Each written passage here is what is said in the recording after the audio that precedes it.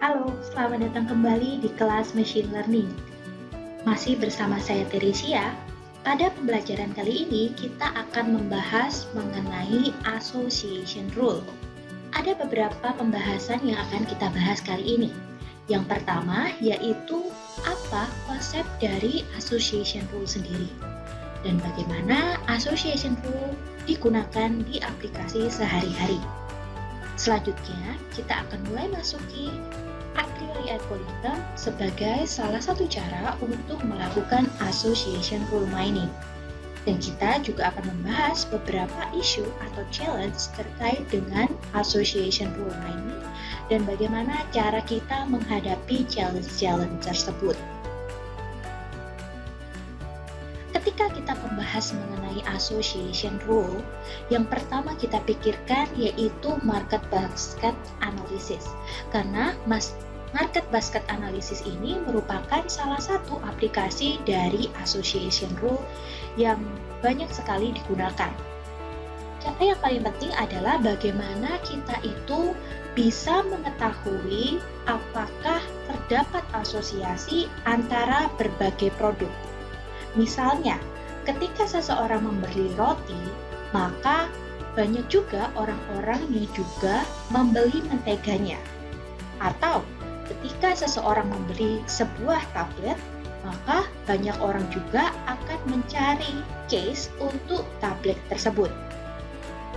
Hal-hal seperti inilah yang menjadi key dari market basket analysis, di mana kita mau menjawab pertanyaan seperti apa yang mau dibeli oleh customer dan apa saja barang yang biasanya dibeli oleh customer tersebut ketika dia membeli barang tertentu.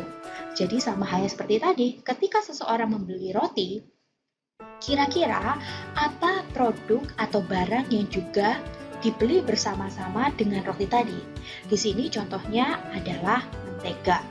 Nah, dengan market basket analysis ini banyak sekali aplikasi yang bisa dilakukan.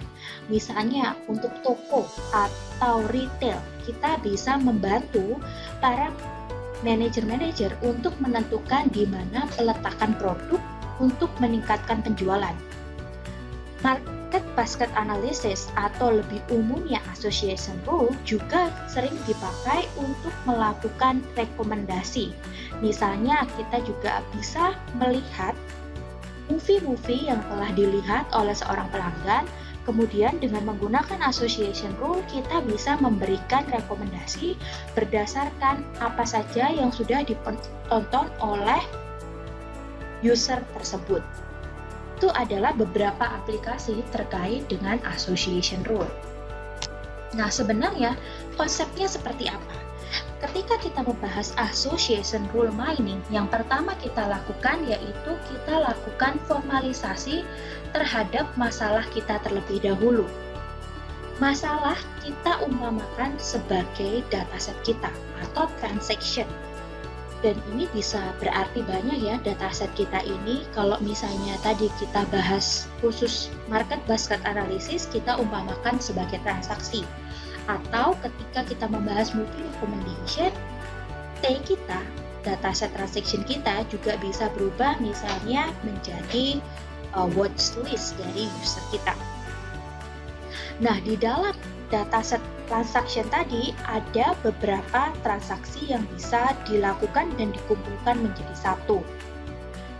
Dan di sini juga tidak hanya fokus ke transaksi, tapi juga watchlist, misalnya watchlist user A, watchlist user B, dan watchlist user C. Seperti itu. Dan di masing-masing transaksi tadi terdapat item. Jadi sama seperti teman-teman kalau melakukan transaksi atau pembelian barang di suatu swalayan, kita bisa lihat dalam satu struk itu adalah transaksi kita. Di mana dalam satu transaksi dimungkinkan ada beberapa item yang kita beli bersama-sama. Nah, di dalam transaksi-transaksi itulah yang kita sebut sebagai item. Dan dalam association rule mining, kumpulan dari item-item tadi disebut sebagai item set. Association rule mining bertujuan untuk mencari apakah ada pattern dari item set yang sudah ada di dalam transaction-nya. Kita mau melihat apakah ada asosiasi ataupun korelasi di dalam item-item kita tersebut. Sehingga hubungan dari association rule adalah X dengan implikasi Y. Artinya adalah ketika seseorang membeli X, maka dia juga akan membeli Y. Inilah rule yang akan kita cari dengan menggunakan association rule. Dan itulah juga alasan kenapa ini disebut sebagai association rule binding. Karena di sini yang kita mau cari adalah rule untuk melihat apakah ada asosiasi dari X dan juga Y. Untuk mencarinya, salah satu algoritma yang kita bisa gunakan adalah a priori, di mana a priori ini akan menilai dataset kita, kemudian kita cari item set dan juga matriks-matriksnya. Kita akan juga melihat item-item apa saja yang bisa kita lihat ketika kita melakukan a priori. Namun sebelum itu, mari kita lihat lebih dalam lagi contoh dari association rule ini. Jadi, seperti yang saya sebutkan sebelumnya, bahwa dengan menggunakan association rule, kita akan mendapatkan rule-nya. Nah, sebelum kita mendapatkan rule-nya, kita harus tahu dulu apa saja item yang kita atau yang dibeli secara bersamaan atau yang kita sebut sebagai item set. Di sini saya ada contoh, ada 5 jenis transaksi. Transaksi pertama yaitu bread, jelly, dan peanut butter. Transaksi kedua ada yang membeli bread dan juga peanut butter.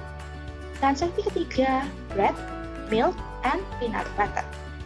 Kemudian di transaksi keempat ada coke dan chips.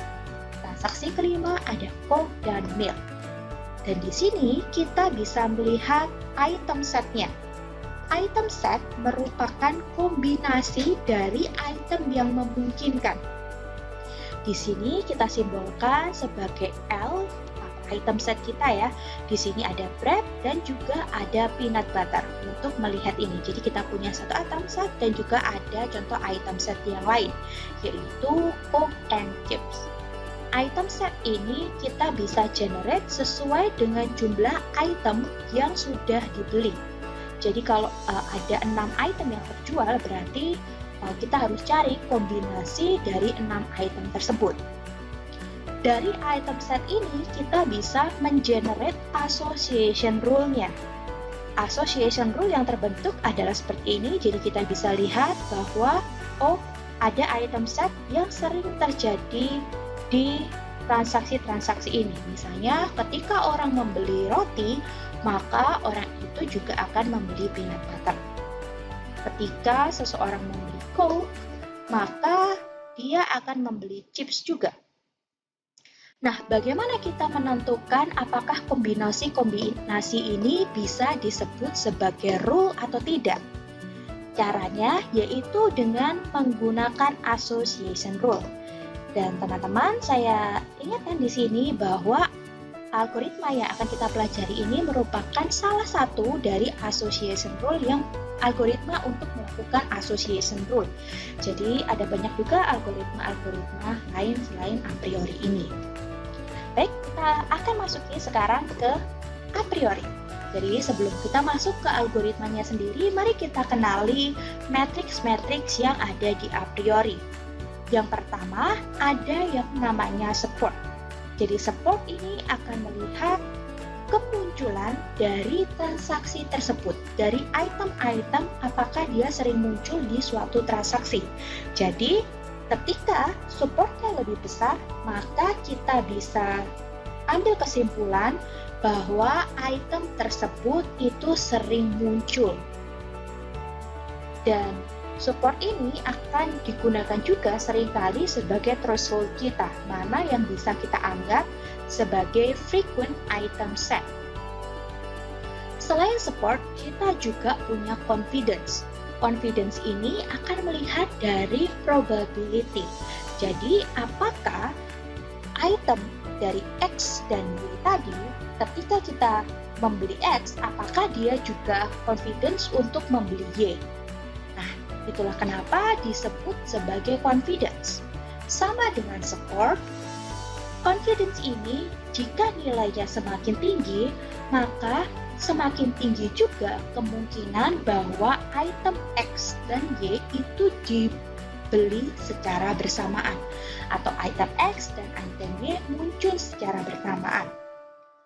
Kemudian ada satu lagi matriks yang bisa dilihat, yaitu lift.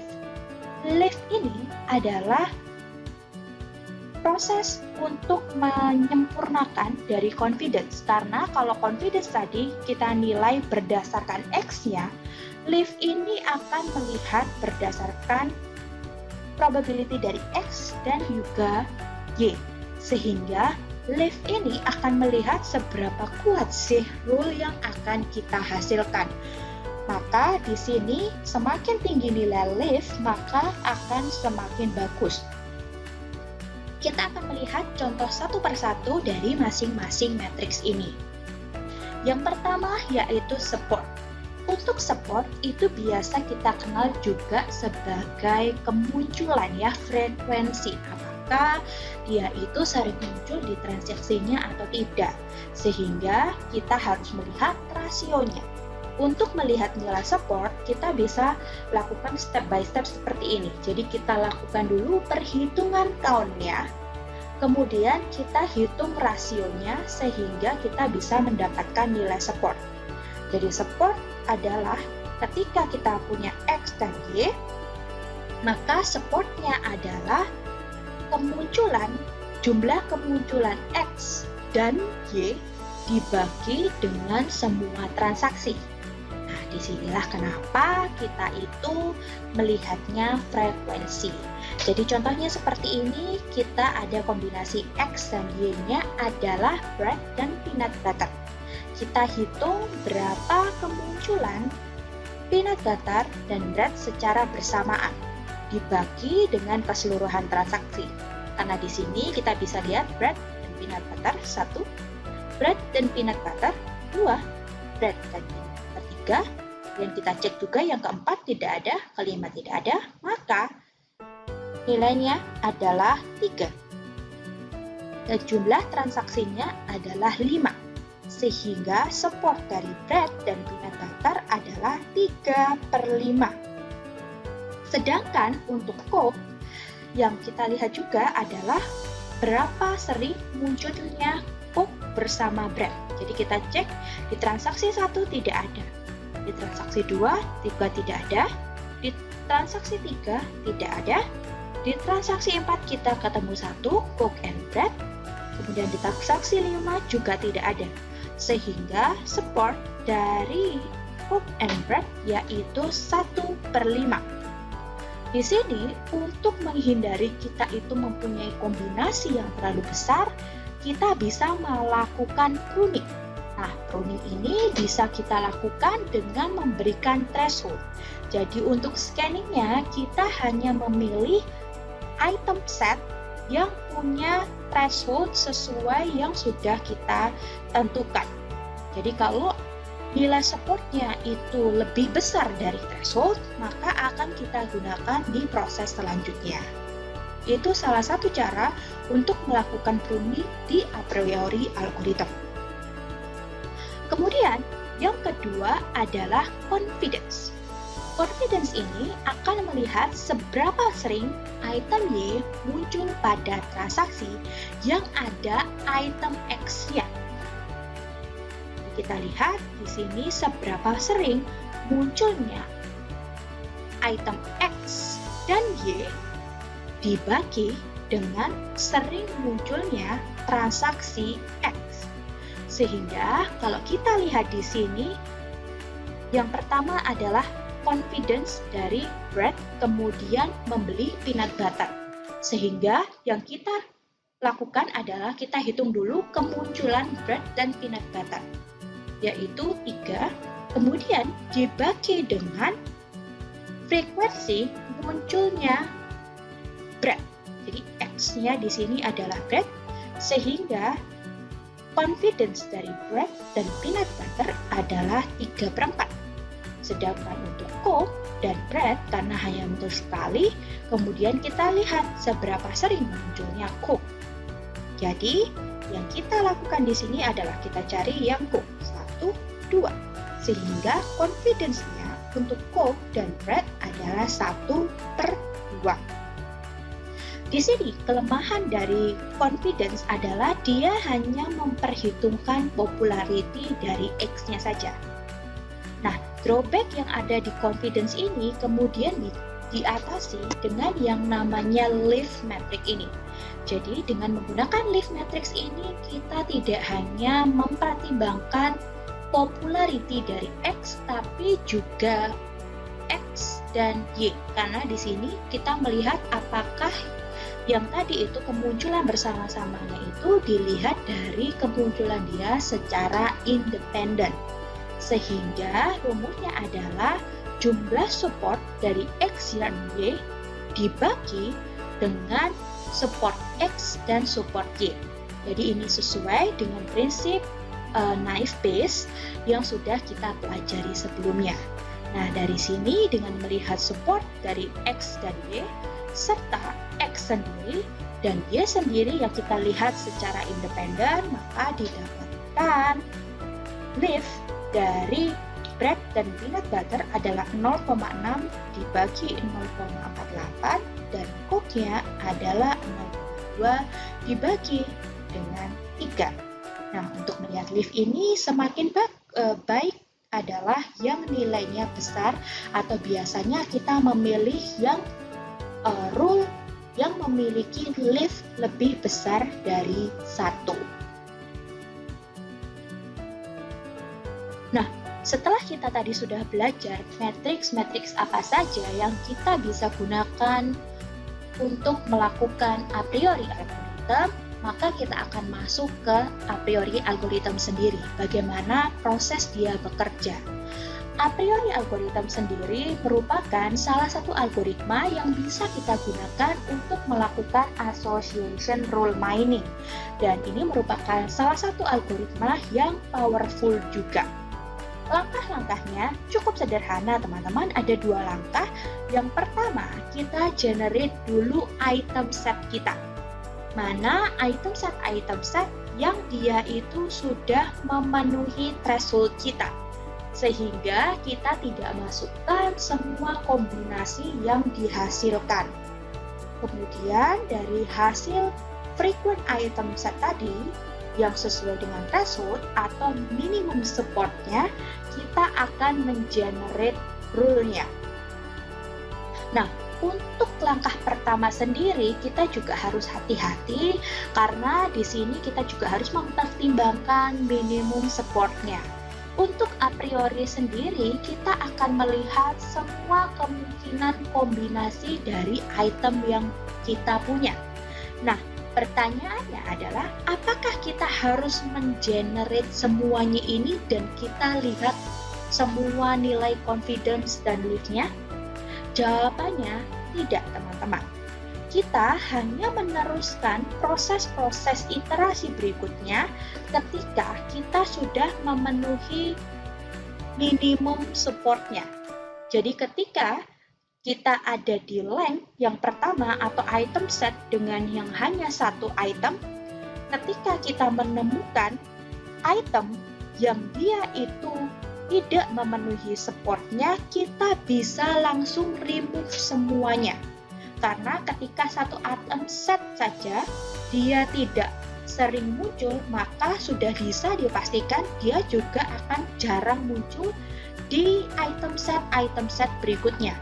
Jadi kita sudah bisa menghilangkan item dengan barang B. Jadi yang akan kita nilai adalah kombinasi selain item set yang ada B-nya. Nah, ini nanti item set yang akan kita gunakan di proses kedua, yaitu mengenerate rule-nya. Nah, untuk mengenerate rule-nya sendiri, kita juga akan melihat matriks-matriksnya tadi. Jika nilainya itu sudah memenuhi confidence dan leaf-nya, maka kita sudah bisa mengambil item set tadi sebagai suatu rule. Jadi kalau kita punya item set A, B, C seperti ini, maka kandidat-kandidatnya juga kita harus bisa melihat possibility rule-nya. Misalnya dari A, B, C, dan A, B, dan C ini kita bisa melihat kandidatnya, yaitu ketika kita membeli barang A dan B, maka kita juga bisa membeli barang C. Atau ketika kita membeli barang C, B dan C akan juga membeli barang A. Atau ketika kita membeli barang A, maka juga akan dibeli barang B dan C dan seterusnya. Secara umum, rule yang bisa kita hasilkan sebagai kandidat itu nilainya adalah 2 pangkat K dikurangi 2, di mana K ini adalah jumlah item di dalam item set kita atau jumlah panjang length dari item set kita. Nah, dari sini kita akan bisa melihat juga atau melakukan pruning terhadap rule yang kita hasilkan. Jadi kita tidak perlu mengenerate semua rule ini. Kita hanya memilih rule yang dia itu confidence-nya sesuai dengan threshold yang kita tentukan. Jadi ketika confidence-nya itu di bawah threshold, maka kita bisa potong rule tersebut. Jadi itu membuat rule yang kita hasilkan menjadi lebih efisien. Kalau itu tadi teman-teman sudah bisa memahami proses dari association rule sendiri, maka kita akan masuk ke challenge-challenge yang ada di association rule. Ada beberapa challenge. Yang pertama tentu saja jumlah scanningnya, karena kita harus melihat jika item setnya 1, jika item setnya 2, sampai item set di semua produknya. Ya, kalau kita itu hanya mempunyai 6 produk, bagaimana jika kita punya 500 produk? Maka kompleksitinya juga akan meningkat, karena kandidatnya sendiri juga akan meningkat. Nah, dari sini, karena kompleksitinya meningkat, maka perhitungan tadi bisa memakan source yang banyak sekali. Sehingga beberapa cara yang bisa kita lakukan adalah mereduce number of scanning-nya. Kita tentukan dulu berapa threshold yang kita mau supaya yang di-scan itu tidak terlalu banyak. Dengan kita mereduce number of scan-nya, maka kita juga bisa mengurangi jumlah kandidat yang kita punya.